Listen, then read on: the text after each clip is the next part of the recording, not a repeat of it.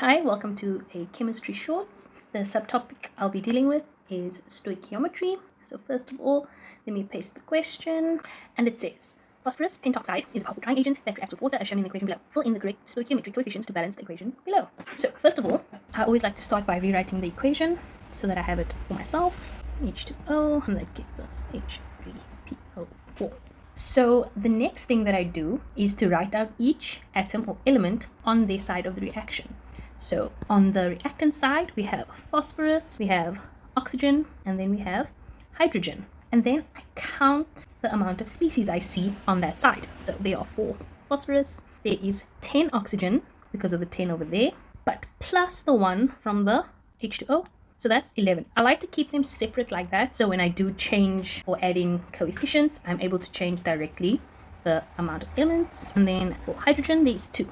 And then just to make things a bit different, using a different color, I go onto the reactant side. I line up the element from the reactant side to the element on the product side as well. So I start with phosphorus, I have oxygen, I have a hydrogen, and that's the only elements on that side. And then I just count them up again. Hydrogen is 3, oxygen is 4, phosphorus is 1.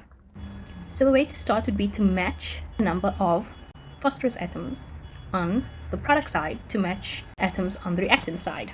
So to do that, I would have to multiply the product by 4, which would be the stoichiometric coefficient, so that I can get phosphorus atoms to match up 4 and 4 on either side. Now because I am introducing the stoichiometry, I have to adjust the other atoms as well.